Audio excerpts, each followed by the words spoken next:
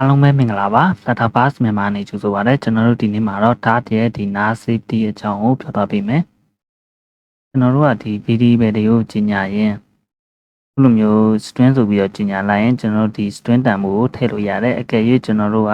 ဒီနေရာမှာ string တန်ဖိုးမဟုတ်ဘဲနဲ့နားတန်ဖိုးကြီးလာထည့်မယ်ဆိုရင် error တက်မယ်ဘာလို့လဲဆိုတော့ကျွန်တော်တို့ရဲ့ဒီ data type က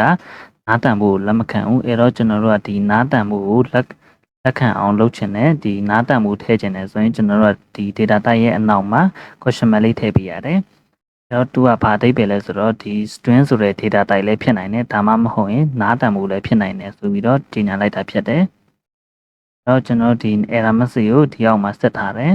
ကျွန်တော်တို့ရဲ့ error message ကနားနဲ့မညီဘူးဆိုရင်တော့ဒါ error တစ်ခုတက်တာဖြစ်တဲ့အတွက်ဒီ error message ကိုပြပေးမယ်တကယ်၍နားနဲ့ညီနေတယ်ဆိုရင်တော့ error မတက်ဘူးဆိုပြီးတော့ user တာဖြစ်တဲ့အတွက် no error ဆိုပြီးတော့ကျွန်တော်တို့ print ထုတ်ပေးမယ်အဲ့တော့ run လိုက်မယ်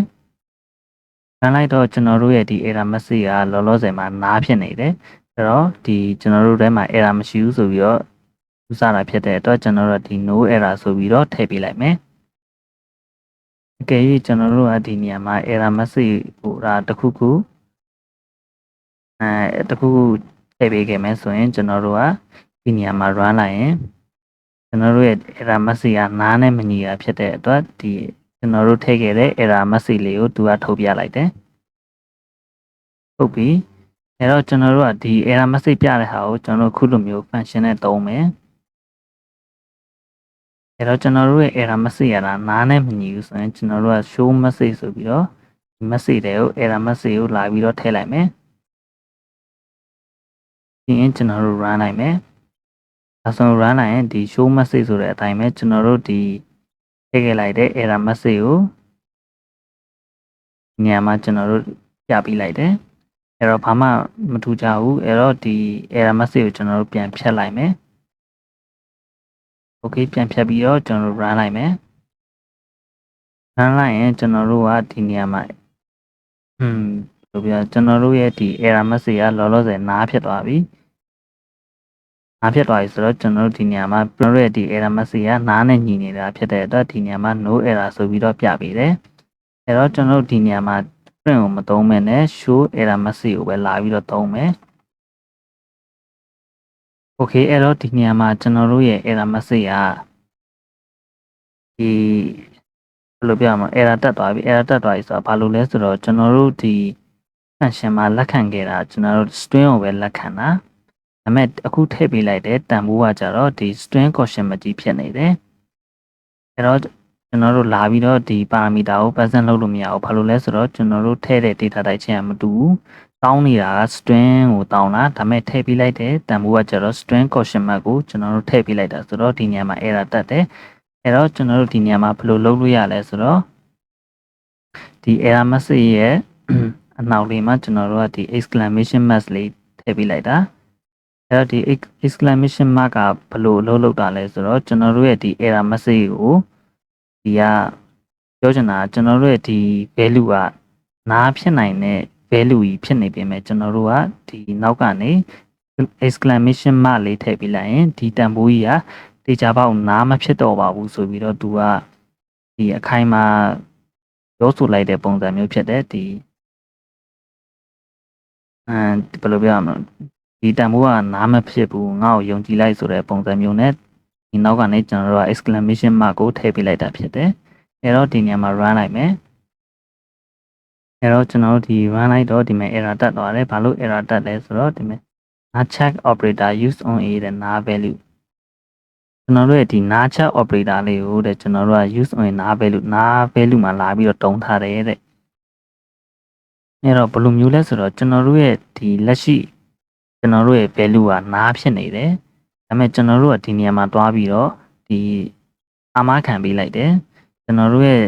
ဒီ error message ကြီးကတေချာပေါက်နားမဖြစ်ပါဘူးဆိုပြီးတော့ကျွန်တော်တို့ကခုလိုမျိုးဒီအာမခံပေးလိုက်တာဖြစ်တဲ့အတွက်ဒီနေရာမှာ error တက်သွားတယ်ဘယ်လိုလဲဆိုတော့ကျွန်တော်တို့ကနားမဖြစ်ပါဘူးလို့အာမခံပေးလိုက်ပေမဲ့ကျွန်တော်တို့ရဲ့တန်ဖိုးကြီးကနားဖြစ်နေတာကြောင့်ပါ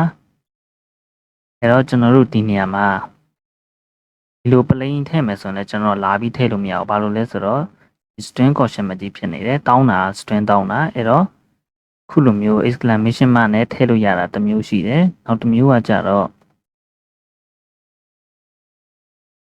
နောက်တစ်မျိုးကကျတော့ဒီ question mark ပါ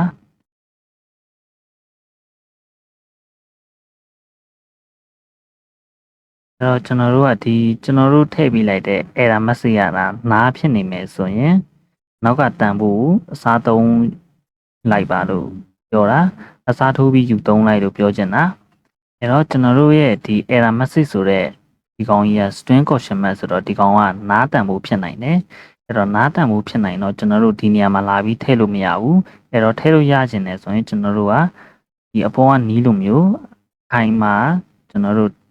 အမခံပေးလိုက်တာမျိုးဒီလိုမျိုးဒီ error message ဆိုတဲ့တန်ဖိုးကနားမဖြစ်နိုင်ဘူးဆိုပြီးတော့အမခံပေးလိုက်တာမျိုးအနေနဲ့လည်းသုံးလို့ရတယ်။အမမဟုတ်ရင်လည်း तू ကဒီနားဖြစ်ရင်လည်းဖြစ်နေမယ်မသေးကြဘူးအကယ်၍တာနားဖြစ်မယ်ဆိုရင်တော့ဒီနောက်ကတန်ဖိုးလေးကိုအစားထိုးပြီးတော့ထည့်သုံးလိုက်ပါဆိုပြီးတော့ပြောချင်တယ်ဆိုရင်ကျွန်တော်တို့ကဒီကနေ question mark ဆိုပြီးတော့ထည့်ပြီးသုံးပေးရတယ်။အဲ့တော့ဒီနေရာမှာ run လိုက်မယ်။run လိုက်တော့ကျွန်တော်တို့ရဲ့အခု error message ကဘာမှမထည့်ထားဘူးဆိုတော့ဒီကောင်လက်ရှိတန်ဖိုးကနားဖြစ်နေတယ်အဲ့တော့နားဖြစ်နေတော့ကျွန်တော်တို့ဒီ s တဲကိုဝင်သွားတယ်ဝင်သွားတော့ဒီနေရာမှာကျွန်တော်တို့ရဲ့ error message ကနားဖြစ်နေတာဖြစ်တဲ့အတွက်အကယ်၍တာဒီကောင်ကနားဖြစ်နေတယ်ဆိုရင်နောက်ကတန်ဖိုးကိုအစားထိုးပြီးယူသုံးပါဆိုပြီးတော့ကျွန်တော်တို့ကပြောလိုက်တာဖြစ်တဲ့အတွက်ဒီနေရာမှာ something ကဝင်သွားတယ်အဲ့တော့ဒီ question mark ဆိုတာလေးကလုံမျိုးနဲ့တူလဲဆိုတော့အကယ်၍ဒီ error message ကequal နားဖြစ်နေတယ်ဆိုရင်ဒီ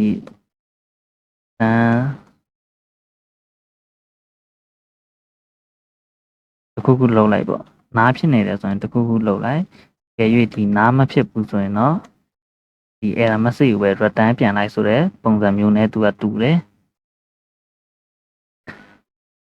ဟုတ်ပြီနော်အဲ့တော့ကျွန်တော်တို့ဒီနေရာမှာလာပြီးတော့နောက်ထပ်သုံးလို့ရတဲ့ပုံစံမျိုးကကြတော့ဒီ if else ကိုမှကျွန်တော်တို့ကဒီ lambda function နဲ့ကျွန်တော်တို့သုံးမယ်ဆိုရင်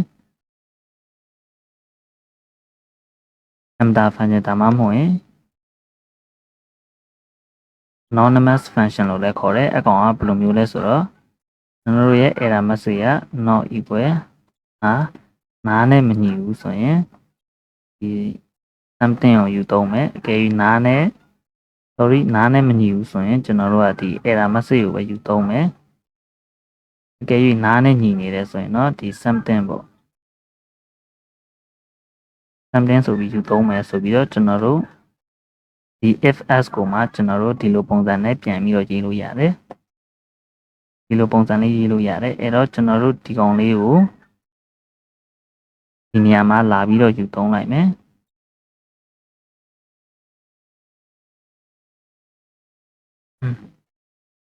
โอเค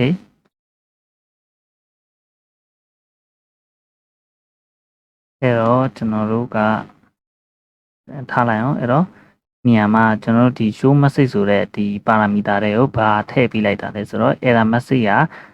နားနဲ့မညီဘူးဆိုရင် error message ကိုပဲထည့်ပေးမယ်အကယ်၍ဒီ error message ကနားနဲ့ညီနေတယ်ဆိုရင်တော့ something ကိုထည့်ပေးလိုက်မယ်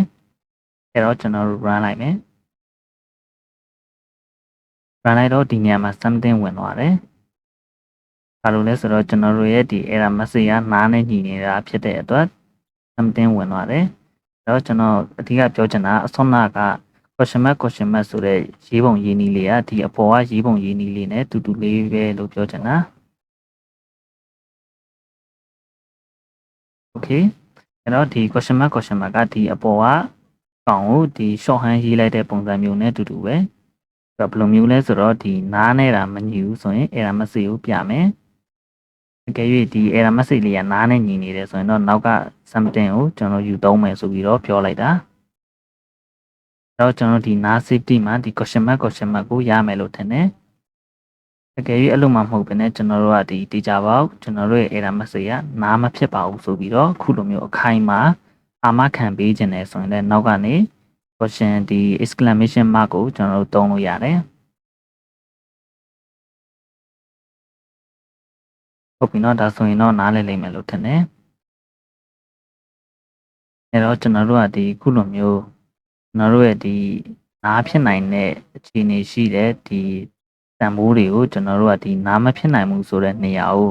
လာပြီးတော့သုံးမယ်ဆိုရင်ဒီနှမျိုးနဲ့ကျွန်တော်တို့သုံးလို့ရတယ် ဓမ္မတစ်ခုကတော့ကျွန်တော်တို့ကဒီကောင်းကိုနားဖြစ်မယ်ဆိုရင်နောက်ကတန်ဖိုးယူသုံးလိုက်ပါဒါမှမဟုတ်ရင်ဒီနားဒီတန်ဖိုးကြီးကိုတေချာပေါက်နားမဖြစ်ဘူးဆိုပြီးတော့အာမခံပေးလိုက်ပါအဲ့တော့ဒီနေရာမှာတည်ရမယ့်ဥစ္စာကျွန်တော်ဒီ exclamation mark ရဲ့ဒီ question mark နှစ်ခုရဲ့အဲ့တော့ဒီနှစ်ခုကိုသုံးတတ်တယ်ဆိုရင်ရပါပြီအဲ့တော့နား safety ပါအားလုံးပဲဒီနှစ်ခုလုံးကိုသုံးတတ်လိမ့်မယ်လို့မျှော်လင့်ပါတယ်အားလုံးကိုကျေးဇူးအများကြီးတင်ပါတယ်